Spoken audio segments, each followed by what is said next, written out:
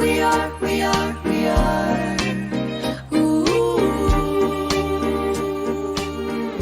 One of the things that I learned the most about where I'm from, which is Northeast Brazil, is resilience and adaptability. And growing up where my grandma lives and a lot of uncles and aunts and cousins, there is a problem, huge problem with drought. And growing up, leaving the capital to visit them 3-4 times a year, I remember vividly uncles saying they don't have anything to put on the table because there's no water and they live off of what they have. But hearing those stories and seeing the disparity put a lot of things in perspective for me.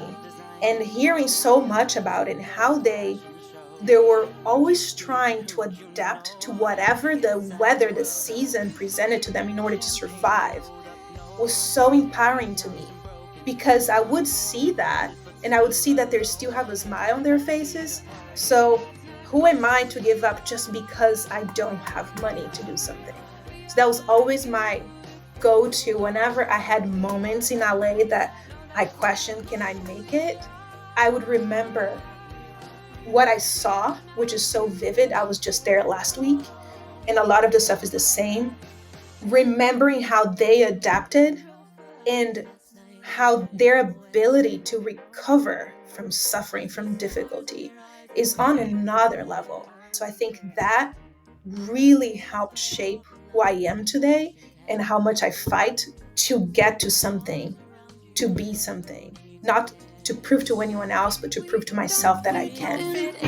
We are just ourselves. I could use some. Welcome everybody to the Faking Notes Podcast. Dude, I'm energized by this coffee that Patreon supporter and Discord aficionado Aunt Shay gave us, and Faking Fan Feature. Dude, this getting is hyped up. Aunt Shay, this is the best coffee I've ever had in my entire life. Thank you so much. I'm addicted. Aunt Shay, sponsor of the pod. Sponsor of the pod. Anyway, I'm pumped. This was one of my favorite episodes in recent memory. It was so deep. This was just a great episode. Karoline Menezes, she is, one of my favorite people to work with in town. She's a violist. Shout out. So maybe I'm biased. Viola I'm probably gang. biased, yo. Viola gang. Viola gang. She's a violist from Brazil. Actually started on violin, but switched to viola. She's actually now one of the most sought after musicians in LA. She's performed for movies, Creed 2, First Man, Crazy Rich Asians. She's a violist who recently performed not once but twice on the most recent Oscars with Beyonce, Queen Bee, and a live performance with Billie Eilish. We've been friends for quite a while now. It's been like 3 years or so. I met her for the first time when we were doing Kanye West's Nebuchadnezzar at Hollywood Bowl, and she came in on that last day and was just so nice, and it was just so funny. We were just cracking jokes the whole time. It was great. And but now, since we've been friends, we've gone on hikes and stuff, and even to this day, like, I learned so much about her on this podcast, and I think you're going to absolutely enjoy it. We talk about a lot of the difficulties she had to go through, because I don't know if you've heard this. Being a musician in America is hard. It's even harder if you weren't born here. Some crazy stories of just the tenacity and the fight that really brings about this like worldly, global experience, and also an incredible mindset that it is super valuable as a musician, and how to be grateful and how to really like strategize and be pragmatic. She also did 3 years of law school. And so we open up with, what does that do for you? Like, what are some of those takeaways? Like, how do you apply all of that to your life? So there's a lot of pragmatic things, analytical things, approaches on how to study and how to learn that she took with her. And she's brought it into this now flourishing career out in LA, playing with all the big names. And So we get into the psychology of opportunity cost. Like, how do you say no to things? We've talked a lot about saying yes, but how do you assess when to say no? And how do you really find out at the core what is it that you want to do? And how do you align what you're doing with your values? And so many gems, so many little nuggets, so many clips for social media. Speaking of that, social media, we're on TikTok now, we're on YouTube, Oh, we're on baby. Instagram, we're on Patreon. Give us your money. And even most importantly, yes, please support us on Patreon. It will help us scale. Producer Daniel has kids to feed. Yeah. We he does. Do have I that. really? We need more coffee. Bro, you should actually Check open your your front door. emails way more. Yeah. You should open your emails, bro. About that. Look behind you. But but if you're just starting out, you want to get practical tips and have a conversation with us, join our Discord channel, Discord server, Faking Notes podcast. We actually are hosting, hopefully we're going to get it to bi-weekly Let's do it. studio classes where you show up, you can play whatever you want, help get over your stage fright, get some practical performance experience with people that care about you and are non-judgmental. This is a safe space to share your work. And join us there, have a conversation with us, get some input on what kind of stuff we create here. And that's enough promo, man. We should get back to this conversation Let's with do it. the one, the only, Karoline Menezes. Menezes.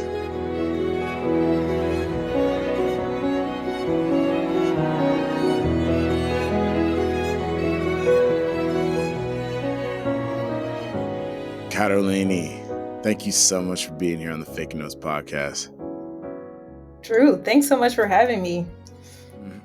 This has been a long time coming, I'm telling you, because it's my goal to get like all of my homies from the studios and on gigs out here in LA, just to have a conversation.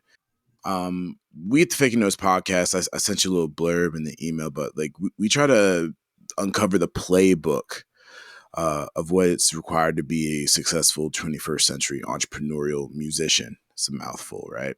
We have a lot of listeners who are, kind of like in high school or they're about to graduate college and not sure what to do. And I wanted to highlight in our conversation today some like gems that that you've learned after being here for quite some time in Los Angeles and building the freelance career, and like maybe highlighting some things that like are very helpful once you've actually gotten those first gigs, you've done the grunt work, you've like gotten your feet bloody in the trenches.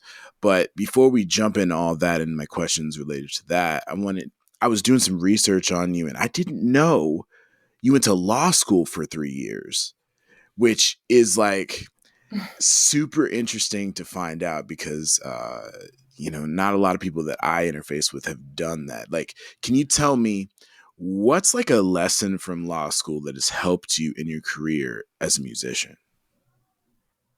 Yeah, I actually went to law school for a few years here in Brazil, where I am right now. Um, what I've learned a lot from law school is the entrepreneurial side. I think the idea that you're going to graduate law school and become a lawyer like that, which is the scenario here in Brazil, is not existent anymore. So um, when I mapped out my vision for my life back then, when I wanted to become a lawyer, I had amazing mentors that walked me through what I could do. And at that moment, I was a musician already, working professionally in my city in the state orchestra. And in fact, I was in school full time in law and part time in music. Obviously, got to a point that was too much to handle on top of work and everything else. Um, that was the moment that I decided that music was going to be something that I would have, as a side, which completely changed after that. We can get to that at some point. But talking to mentors and thinking, how could I do that? Because the scenario I was in was is being a musician going to be enough in my city? And that was actually one of the biggest reasons why I went to law school, because at that time, my family really needed my financial help. And I could not see a path as a musician that could be substantial for my life and for my family's life. So, of course, it's a very traditional school. You're going to get a good job at some point. But even though the scenario is very different now, um, I couldn't see the possibilities in music, but I saw the possibilities in law. Hmm. So, seeing the possibilities in law in Brazil made me realize that it could be possible in music, just not in my city. And I think that when I had that understanding, and I went supposedly to the last professional music festival in my life, and I do this because it's quote unquote, in my mind, it was my last music festival in my heart. And it was a farewell for me. Mm. That's when I got my scholarship to go to the US, when I was not planning, when I was actually, in fact, planning on continuing with law school and having music on the side, because I had two incredible mentors in the US that said it is possible. It is possible to sustain yourself as a musician in Brazil. And we can show you that. So that's when my life completely turned upside down. I could see that through law. So that was my lesson learned in law school, that this scenario would be possible. And if I wanted to go with music, this was my chance. So it was kind of a divine appointment that I think I went to this music festival.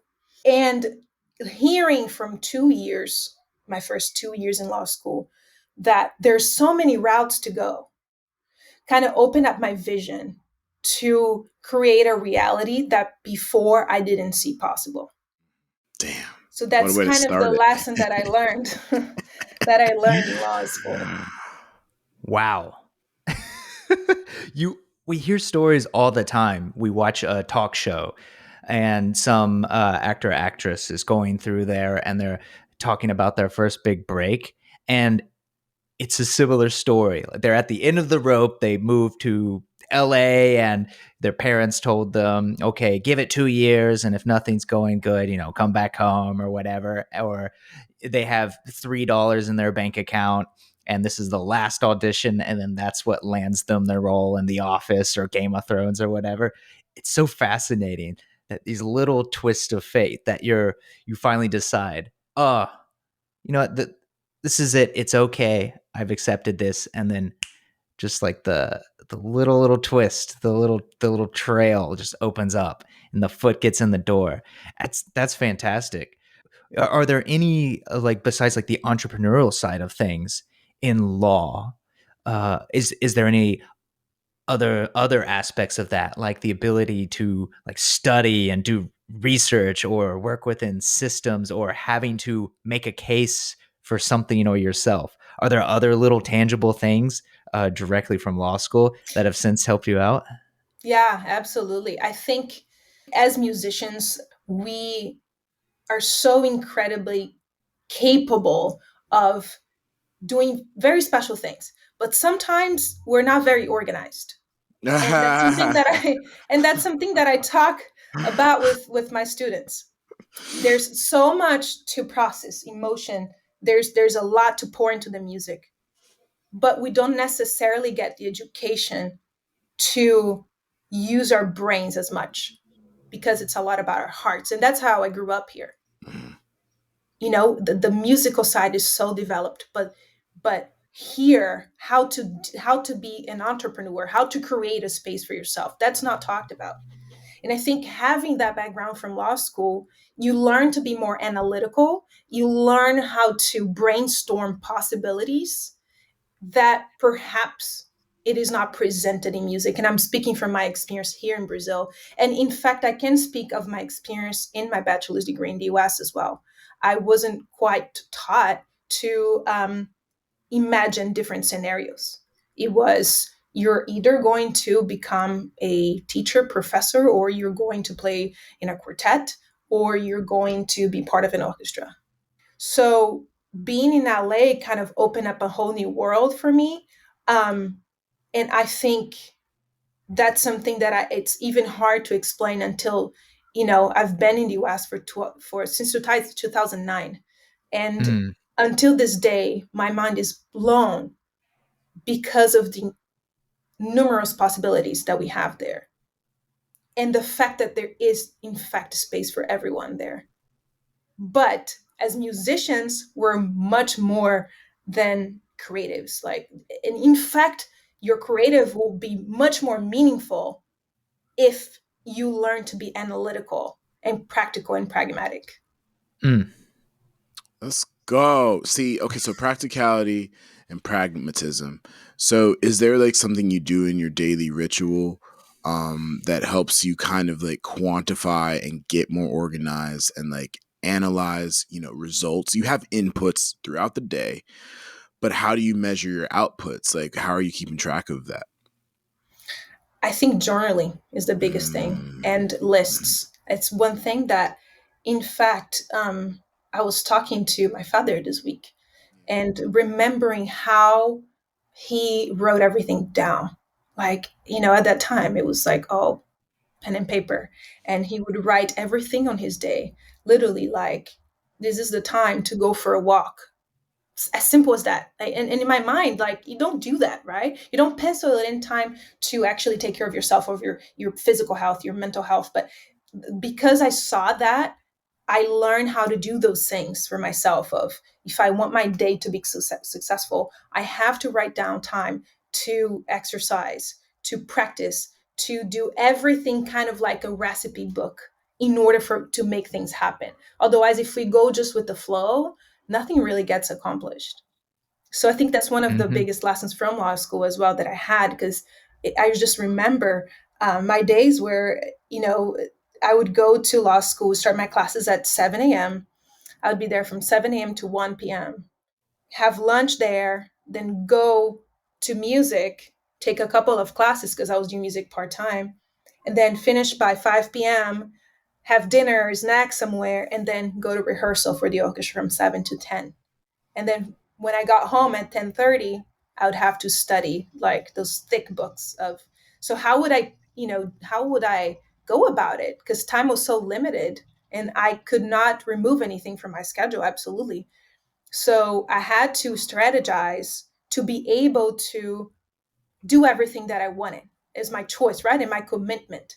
So how do I organize my time to actually target 10 chapters of civil law, of business law? So it took a lot of willpower, but a lot of assessing the outputs and how because in the end we're driven by results, right? I think the journey is very important, but the results are a must.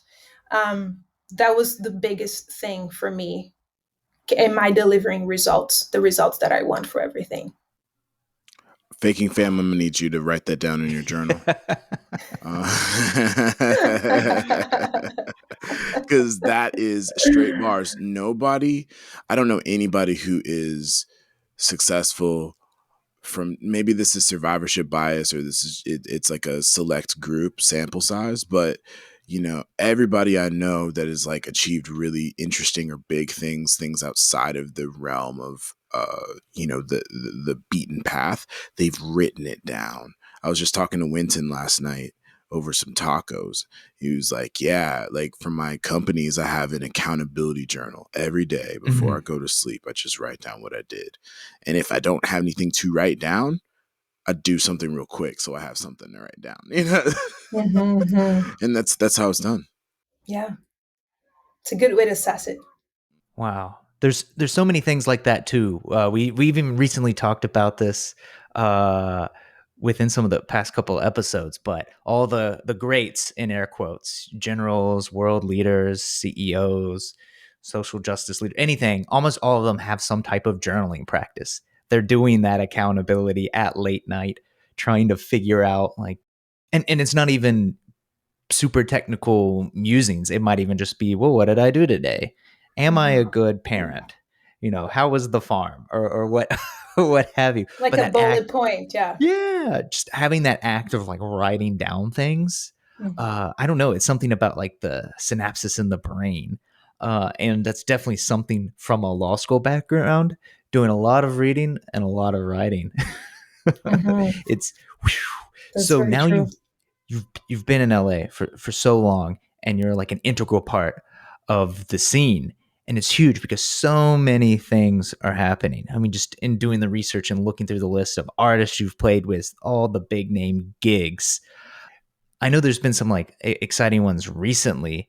Are there any particular like performances or moments or recording sessions that like stand out to your mind as like, wow, I made it, or wow, that decision all those years ago, it's really like led me to this moment.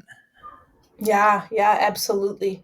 And in fact, I played last year with the Eagles, and the Eagles is an incredible band, right? We all know they're Mhm. incredible. Um, but it was so special to me because when I was here in Brazil, I studied English for 2 years. And after 2 years, my father couldn't pay for the course anymore. Mhm. And of course, I'm very upset and I understand, but my brother and my sister, they were able to finish the course and I was the only one that couldn't.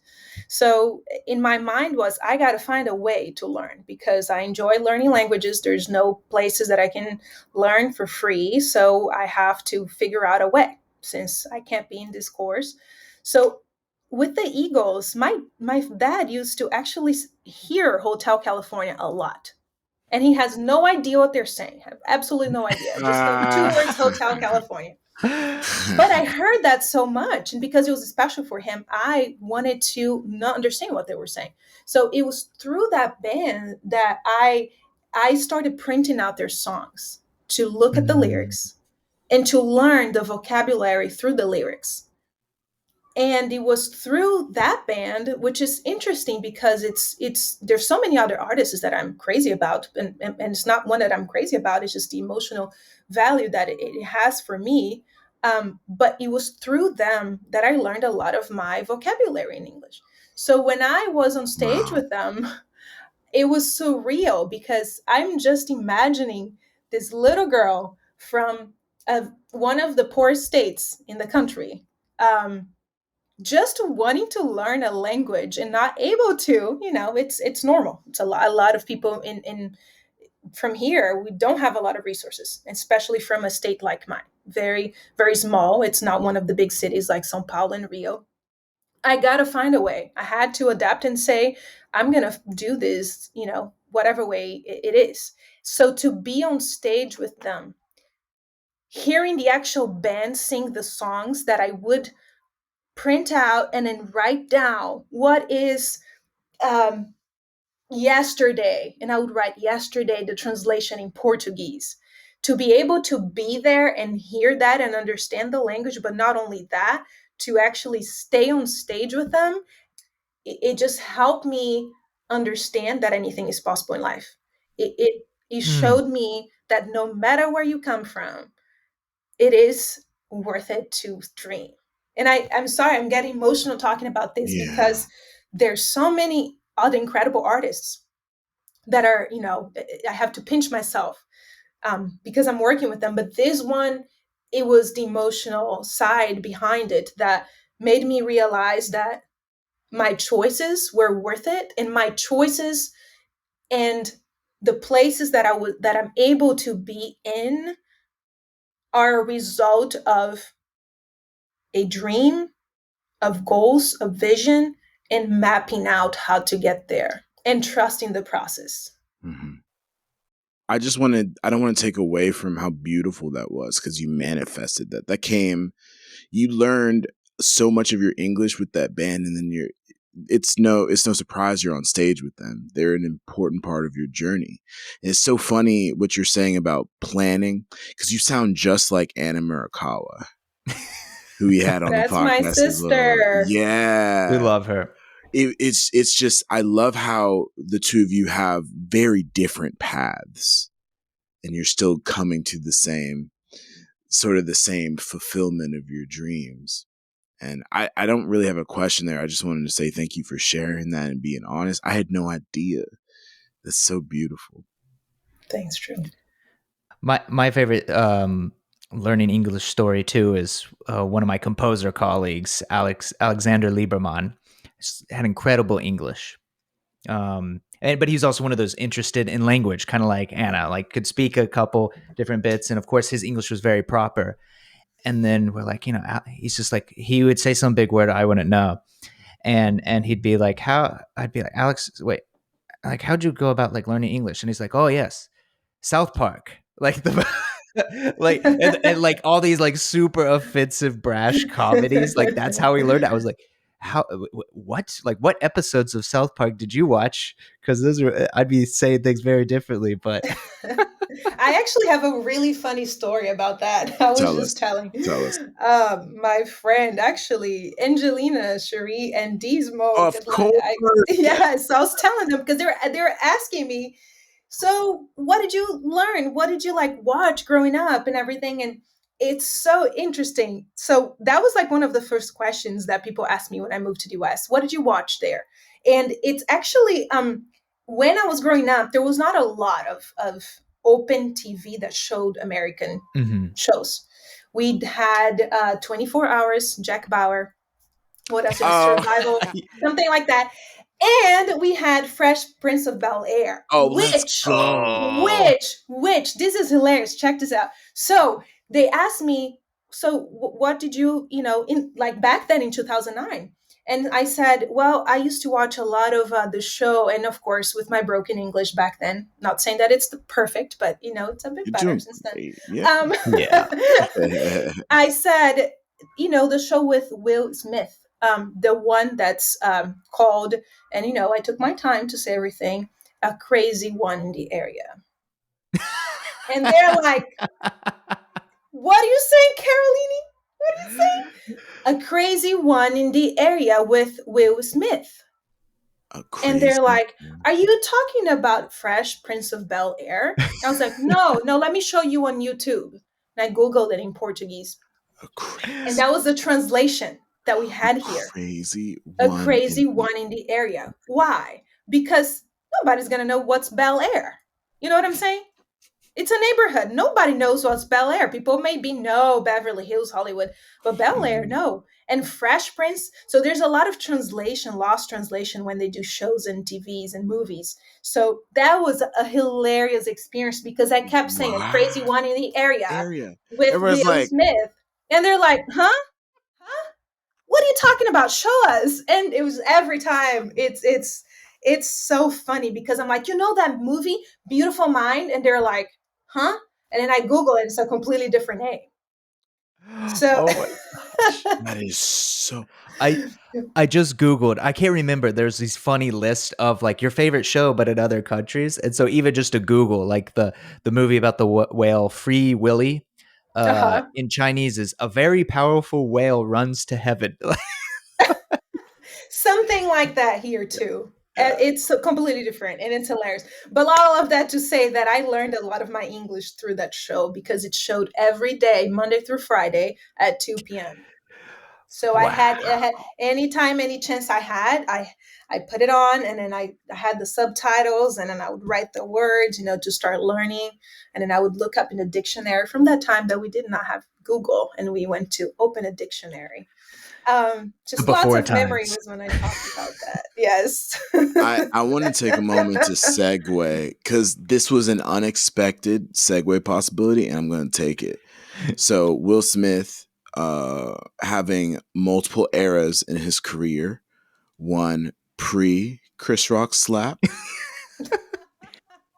and one post PCR and PCR. and Yes. yeah. So my question for you, because you were one of the amazing musicians who performed at the Oscars, both with Beyonce and Billie Eilish. Wow. I just want to Mm, say, wow. mm. What was Billie Eilish? She was live at the Oscars, and Beyonce was like a video that you had pre-recorded with them, with her, correct? Yeah, she sang live. We Billie had the did. pre-record Beyonce, both of them. Both of them. Okay. Yeah. And the So orchestra was a pre-record. Uh, So you did them both on the same day? No, no. Okay. Beyonce was a week before. Okay. Mhm. So it was shot the week before. Yeah. That's what And I'm Billie Eilish was on stage. on stage. And I could possibly be wrong here. Billie Eilish was definitely live, but Mm. Beyonce, I believe she was live. I mean, if she wasn't, it's crazy, pretty incredible. Yeah. But yes, Well, if typically though with those things, like if you're doing a video shoot, you're singing live, but that's not the audio that goes into the video that is right. played I'm at a sure. later Yeah, date. You just yeah, do that for lip syncing and yeah. breath control and inflection, just so A you lot of can match huffing the and video, puffing. the huffing and puffing. But first of all, I just want to congratulate you. You're the only Thank person that you. I know that has had two Oscar performances for the same Oscars. Uh, that's absolutely fire. There may be other people who have had that, but that's incredible. I just wanted to, before we talk about that Oscars, I wanted to ask you, your first time performing Oscars, that was with The Weeknd, correct? Yeah, Can you tell yeah. what was that experience like for you? Because like the first are always special, right? Hmm, hmm. Can you look back on that, and what year was that again? That was 2016. 2016. So Mm. you had been in town for about 7 years by that point, right? I moved to LA in It's 9, right? 2014 for school for USC. 2014. Yeah. Oh. Oh Yeah, I wow. was in Azusa before, which was time that as an international student, I absolutely could not work in the industry because Mhm. of visa Whoa. issues. So when I moved to LA and I was at USC, I had to get a few permissions from school to be able to work and support myself. But that was when it wasn't until end of my master's that I started working, being able to actually work in the industry because, of course, immigration is very strict on that. So in a way, like, you were hamstringed. And I think that's something that we Americans don't really we take for granted, is that if you're not from this country, it's harder for you to build a career. It's already hard enough, but you had to like wait. Yeah, and in fact, we could spend a long hours here talking about that. But USC is a school known for not allowing students to work outside as much, especially international students, because for us, we needed a permission to work, and that permission is very expensive. That almost doesn't justify you working outside if you don't make Ugh. more than what you have to pay. And I remember vividly until this day that I had to be in meetings, and the person that advocated for international students was Midori. At that time, she was the Okay. head of the department, and Midori, of course, fought for us. And I don't know what's the situation now, but I had to pay a hefty amount to be able to work outside of school, and which I decided to do since working in school, one of the school jobs that most international students have, which is working at the library, working at the bakery, working at the kitchen, whatever it is, you're making $10 to $15 an hour. So and international students cannot work more than 20 hours a week. So from there, you can conclude that there's no way you can support yourself in LA. You live No. in that part of town and find rent, even just rent. And of course, I had to pay for rent and living expenses and health insurance, all the stuff that's required from international students. And like I usually like to mention this, for us, we cannot take school loans, so that I had my hands tied because I had to find a way to work, to make money somehow and trust the process um, in order to Ugh. survive. And it truly was for me a game of survival. I did not thrive. I basically survived my whole way through school, hoping that at some point things would change, and eventually things did, but it took a long time and a lot of pain along the way. And the Oscars, going back to that topic, I don't want to deviate from it. No, it's okay. 2016 was something that kind of opened doors, which I'm very grateful for, because if it wasn't for some of those opportunities for higher paid jobs, I would have been back in Brazil, and I would have not been able to develop what I am developing right now. And probably the course of my life would change completely if it wasn't for that year, specifically 2016. What else happened in that year?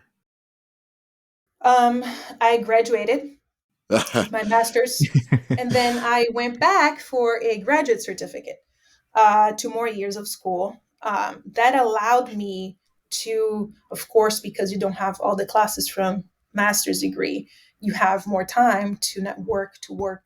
And at that time, I committed to, it's an interesting topic, and I don't want to go too We deep into can. it, but No, we I can. can't. Okay, let's do it. Yeah. Let's do That's it. what we The do I'm here. podcast is ready. Let's for it. go. We're a show of Let's tangent. go. Let's go. Yeah. I so basically I had to pay the fee that you had to pay to work outside of school Yeah. was technically a class that was 1 unit. In 1 unit, you can all look up. It's public information at USC what costs for 1 unit at USC, and that course, that unit was a 4 hour allowance to work outside of school. You basically paid a certain amount to work 4 hours outside of school. So I, with my big dreams and hopes and trust, and probably being naive a little bit, I committed to doing 2 units of that. So Oh, so I was allowed to work 8 hours a week. And I don't want to go too much into detail, but That's it's a information there. racket. it's a pay to play scheme, like That's which a is very on racket. brand for America. Like let's That's just payola, literally. pay to play. It's the subscription fee. I've just heard so many horror stories, and like same with Drew, even just back at Juilliard, 33% of that school, a third, is international students. And depending on your financial situation at home, you have a very different experience, either by the legal Absolutely. counsel, the visa, where you were from. And it pains me to just know how hard it is to go out there and like survive in this industry, but then to have that other, your backpack full of weights and even more debt. And to think of like how many creatives who had to leave, because I know there are certain visas to where it's weird and quirky. You have to work within the field, and so for Yeah. instance, a lot of my dancer friends, my choreographer friends, that pays nothing. Music is a lucrative career compared to dance, which is also has a shorter time span, is dangerous. You get injured for a year if you make one wrong move, and so many of them who are amazing, creative, special people, because a dance company or a troupe can't pay much, you're barely making anything. The normal course of action would be to teach fitness classes, which is great. It's the workout you need. It pays well. It's a 2-for-1 deal, but that's not dance. So they weren't allowed to teach it, couldn't teach yoga, couldn't do anything outside, and they had to leave. And so it's like devastating, like how many stories and people we may be speaking to who weren't able to survive. But it's also like a testament to how crazy it is that you made it through, and to your like will and spirit to make that through in 2 credit hours at USC. And going back to that, I appreciate you saying that, Trevor. I think it's still hard until this day to talk about these things, because it's kind of a phase in my life that I thought about giving up, and I thought about, why am I doing this when I can finish my law degree? I had a lot of those moments, Mm, but the artistry was too strong in me to simply give up. And so I think one of the things that I learned the most about where I'm from, which is Northeast Brazil, is resilience and adaptability. My family is located in the capital of my state, but most of my roots are from the countryside, which is, it here in Northeast is very similar to the South of the United States. Mhm. And it's very family based, and there's a lot of wonderful things, but there's less resources. And growing up where my grandma lives, and a lot of uncles and aunts and cousins, there is a problem, huge problem with drought. And growing up, leaving the capital to visit them 3, 4 times a year, I remember vividly uncles saying they don't have anything to put on the table because there's no water, and they live off of what they have, what they plant, right? So for me, that was a different reality because that was not a problem in my hometown. But hearing those stories and seeing the disparity put a lot of things in perspective for me.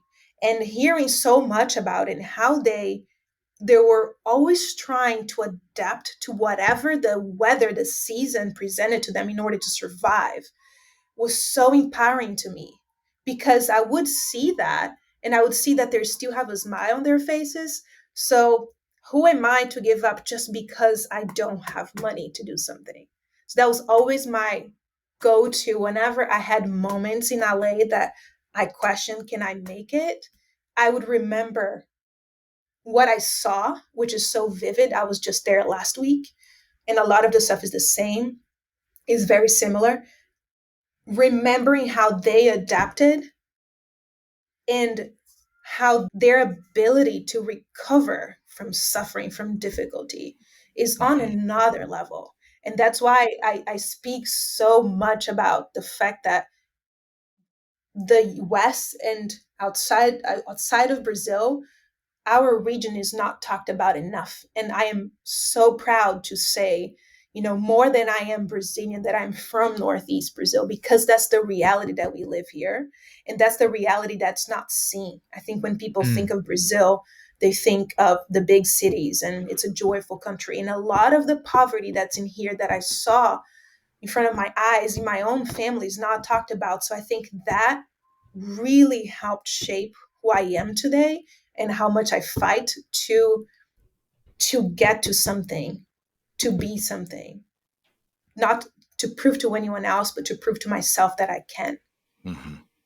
I want to let you know that you're doing a phenomenal job. I don't know if you hear that enough, but you are. You're an inspiration.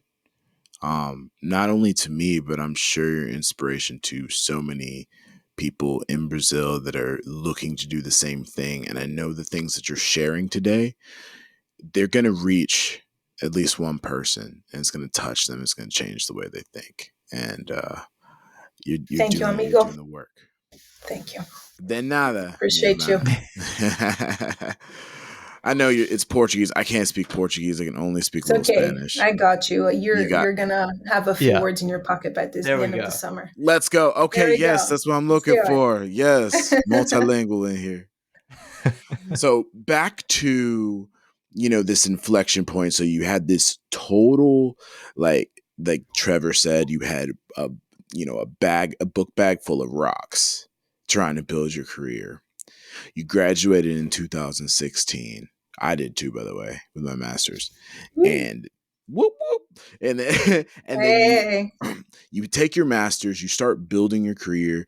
You do this Oscars with The Weeknd, and then you get to a point where 13 years after moving here, you become incredibly in demand, right? And things shift to where, like in some other interviews, you've spoken about, being overwhelmed with so many possibilities of things to do and how do you prioritize and things like that.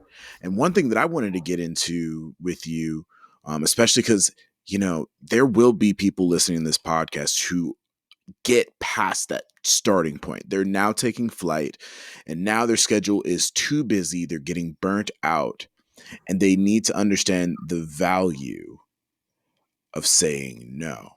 So as somebody who's like high in demand in one of the busiest musical cities in the world, what kinds of gigs are you saying no to? What do you think is the value of saying no? And why are you saying no?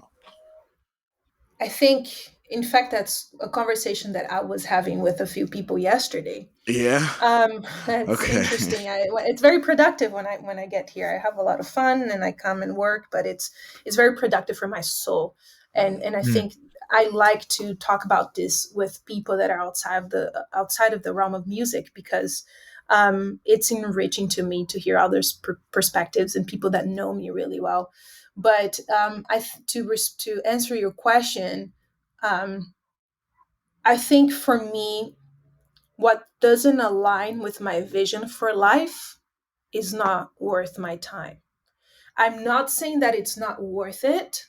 I'm saying that if it doesn't align with my vision, short term, long term goal, it no longer serves the purpose. And it took a long time for me to understand that. I think as an immigrant, it's a luxury to be able to choose what you work with. Yes. And I've mentioned this before. I wasn't in this place to choose before. And we have talks about this too, Drew. There's sometimes we just have to do it. You just got to do it, Yeah. right? And you have to humble up and just do it. Got to play Just that do it. wedding. Yeah. Daddy's got to buy some Yes. Bitcoin. You know? Yeah. Yes. Passive income, investment.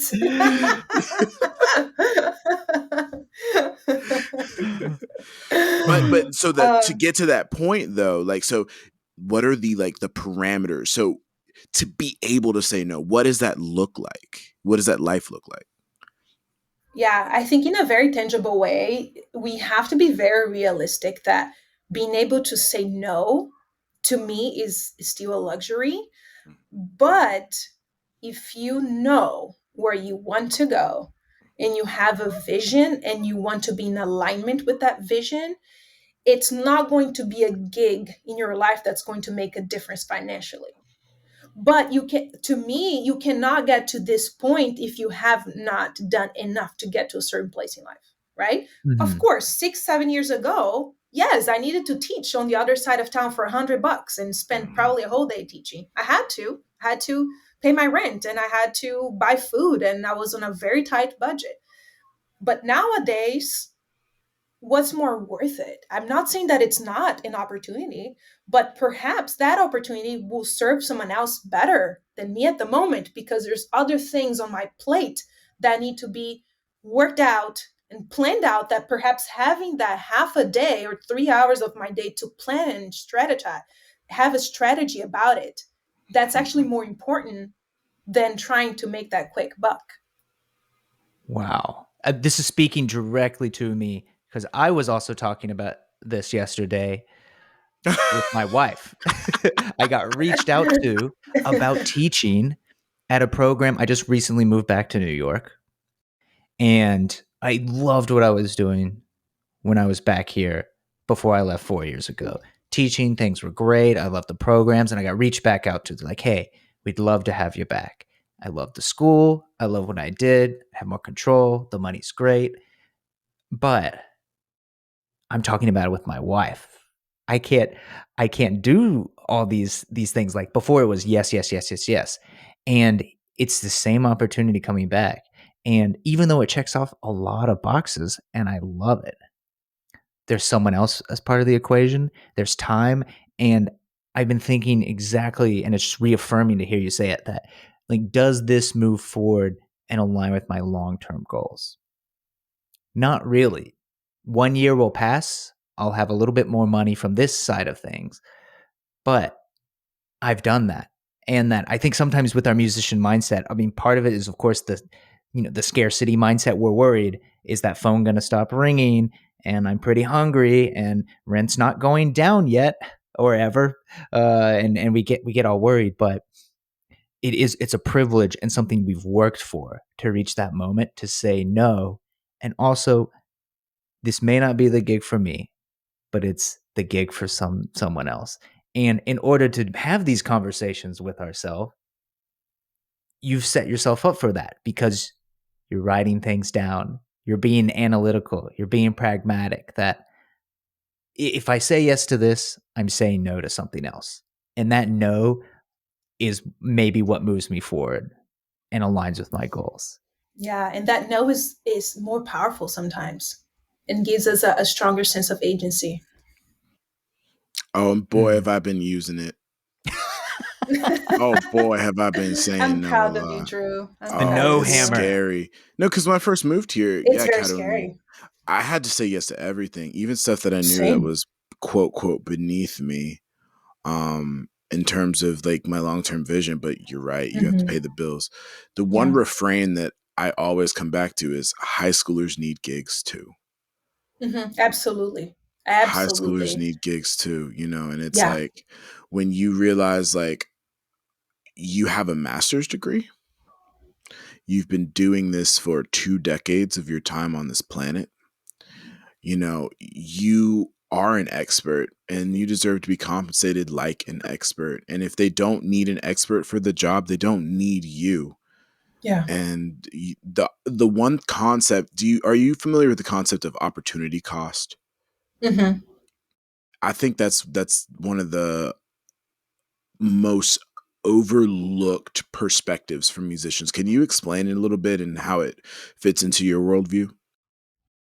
Yeah. I think I think the word opportunity is not talked about enough in our field. Um, one really a brutal question that I had to ask myself was, what kind of opportunities do I want and do I look forward to?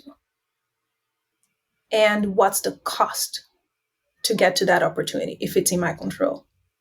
Mm. I don't have answers for that. I have my own way of getting there. And of course, I talked to my partner about it and I Mhm. talked to my family about it. But I think it's subjective. We don't know what's on the other side.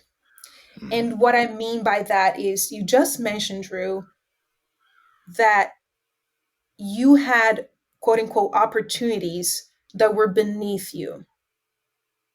Perhaps that if someone listens to that word beneath, they might put you in a box of this person is arrogant Mhm. or this person is this and that. Yeah.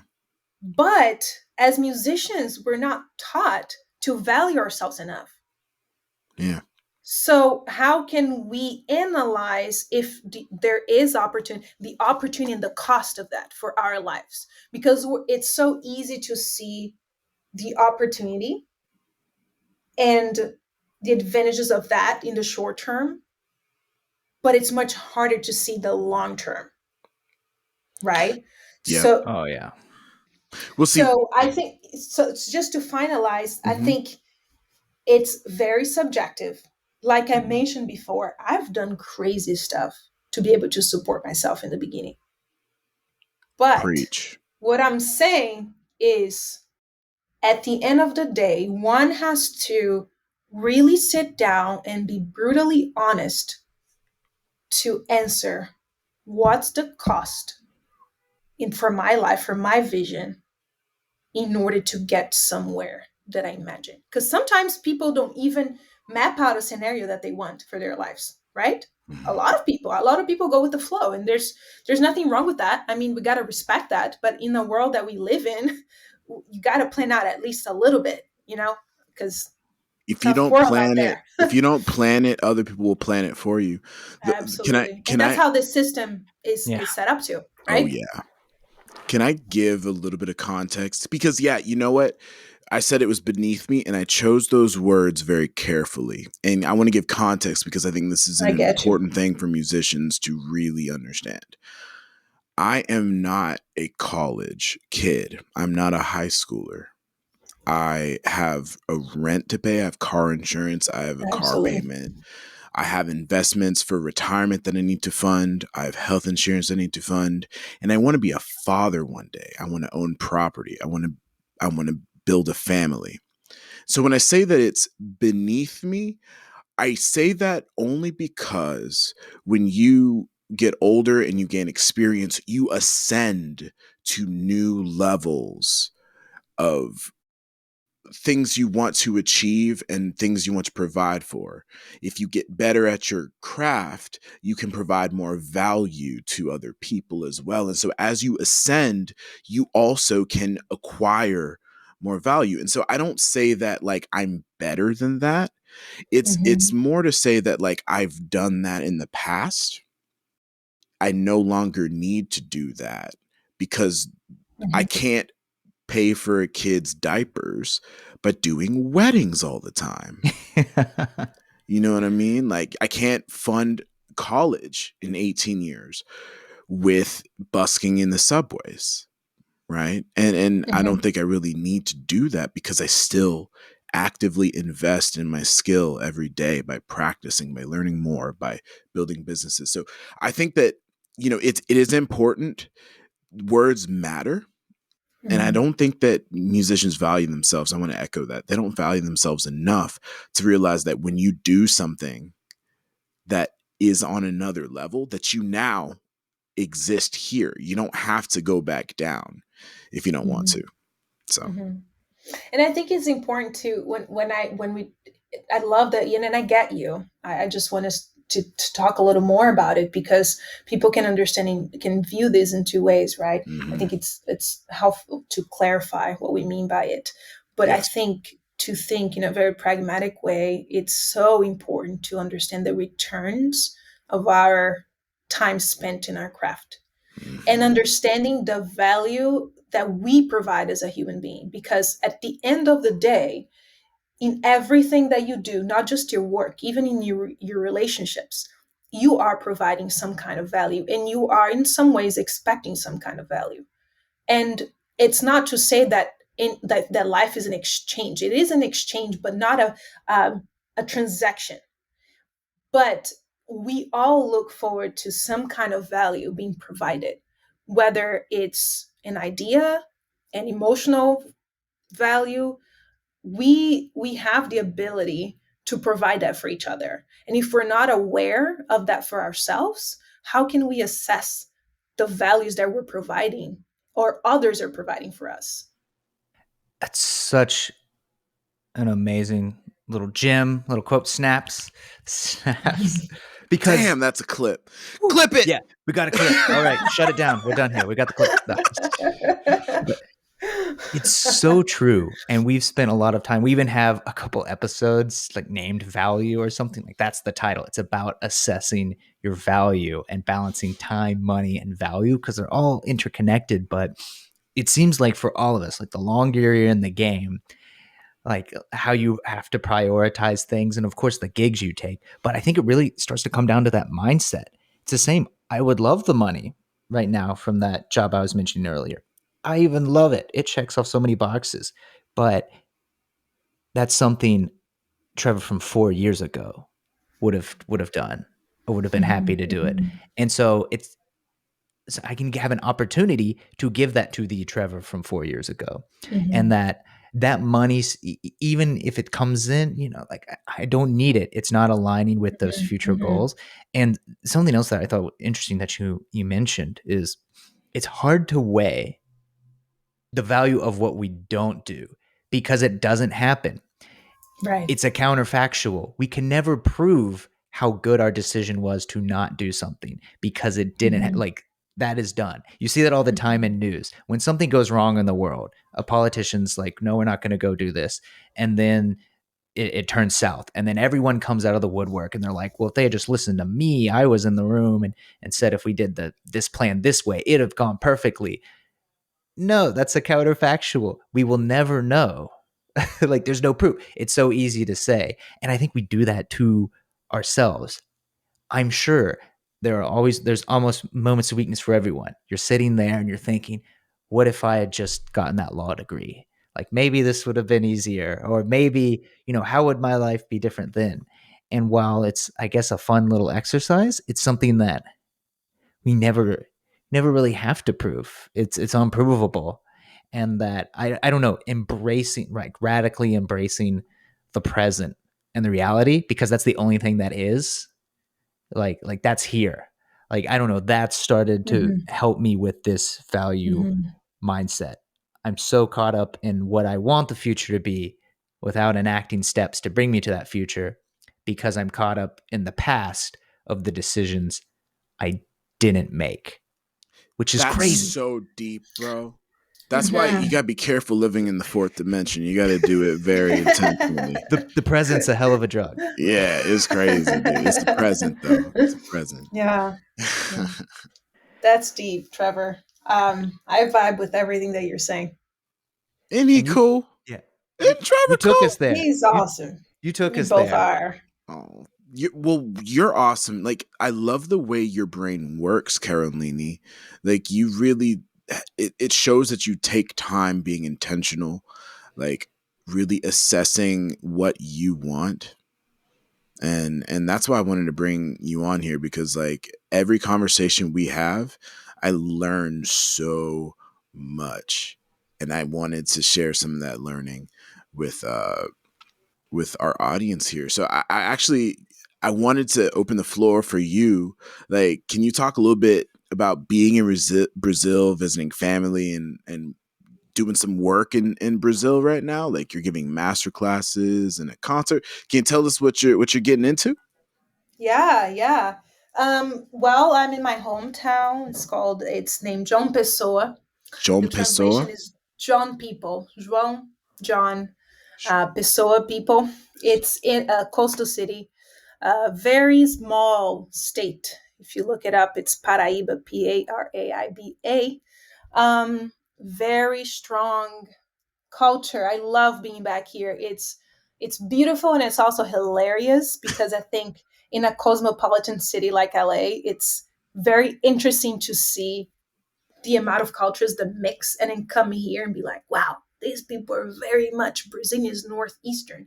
So it's very it's amazing. I'm just like I'm in love with the city, and not just because I have family here, but I'm here visiting family, enjoying a few things in town, and I'm heading to South Brazil to work there this week. I am teaching a few master classes with a partnership that I created with a few organizations and foundations in town in South Brazil. So there is going to be a concert happening this Saturday, where I'm going to be playing mainly classical repertoire of Brazilian composers, Latin American composers. I'm really excited about that, and this master class for chamber music and for violas and violins in the city. That's amazing. Giving We back. need to How get does you it here, feel? Drew. Yeah, I want to come. That's what I was thinking. I was like, yeah, yeah, yeah. I want to go to You Brazil. gotta Like come that's next time. You gotta come. There's yeah. just Honored. so many amazing friends in LA that I can't wait to bring here. It's gonna happen. I feel it. I'm looking forward to I that. feel Let's it. get it. It feels amazing. I think it it hits me in a different way than when I'm working in LA. And of course, the way that I see my work in LA is with so much gratitude because it's not my country. And I don't take anything for granted. Every single work is valuable, and I learn so much from it. But being Mhm. in my country, serving and working and bringing my work back, it feels like a payback. I do a lot of community work, and I'm very involved with communities there around East and South LA. And it's a place that has grown in my heart for a long time. And that's the place that I dedicate most of my time, right? But so being back here is beyond special, and to me, it feels surreal because I've left so long ago that when I'm here, I feel so connected, yet also a little bit disconnected because that's not my everyday life. Even the way that I present a concert or a master class here is so different than it's done in the US. So I think for me, having this perspective is so enriching, and it just gives me this immense amount of joy and excitement to bring some of the aspects back to my life and my community in LA. So all I can say is gratitude, man. It feels amazing to be back and working here and serving my people. It's an honor. That's the word that can describe. I love that. There we Brasil, go. Zil, Zil. Well done. Daniel, producer Daniel. Yes, Daniel. Italian. I wanted to maybe begin to start wrapping this up, because I do know that like your time is valuable, and we're almost at a full hour of your time. I wanted to like give give you one final question because there are people that are still at the beginning of their journey. They may have heard your story about coming from a relatively impoverished part of Brazil, getting a scholarship, then coming here and then not even being able to work and having to deal with all that. And now you're really like among some of the most sought after musicians in the whole damn city, which is just, it's so cool being friends with you. When it comes to networking, because that's like an ugly word, and we've actually talked about that, on the podcast quite a bit. What's the biggest lesson you've learned about networking and building relationships with colleagues? Because I feel like a lot of people miss and mess this up. Yeah, it's such a big word, and I think it is so much more strong there than here. It's a more pointed kind of intention and relationship that you build with your colleagues in your profession. For me, I knew, and I heard this multiple times from my mentors, my teachers, that if I wanted to make it as an immigrant, I had to reach for beyond excellence. And to me, that's what that's the most important. Be good at your craft and always try to be better at it for yourself and for your industry. And in terms of networking, is stay humble, stay collaborative, diversify your work, be open, be adaptable, be curious, and remain and have the mindset of being a forever learner. That's how I see networking. Need she say more? That's literally everything. Oh, Yeah, we're too much fun. You're a rock star, Karoline. Thanks so much for being here with us. And for people who want to follow you and learn more about you, like where would you like to direct them? Yes, social media, website, it's all out there. Karoline with the K Menezes. And we're all connected, Drew. I don't think I have you yet, Trevor, so I'm going to look you up. We'll get that linked. For everyone but else, actually have information about a lot of Brazilian students were asking me about master classes and such. So I'm going to be dropping that on my social media today. So the Brazilians here will be able to see it. And I'm sure when this comes out, I want them to know your work. Drew, you're an incredible violist. A lot of people talk about, oh my gosh, you were friends with ThatViolaKid, the guy from Juilliard. And suddenly I feel so much cooler than what I am, thanks to you. That's wild. That's wild. Well, I want to come down and meet everybody. Like, yes, it's I going to think happen. there's so much It's we can do. definitely going to happen. Yeah, it'll be fun. Sheesh. Karoline, thank you so much for being here. Fake and Fam, go follow her. She's huge. She's just one of the most interesting musicians on planet Earth, and you need to know her. Thank you, Drew. Thanks, Trevor. It's a pleasure talking to you guys. Till next time. Till next time. Take care, y'all. What's in a blue moon I do?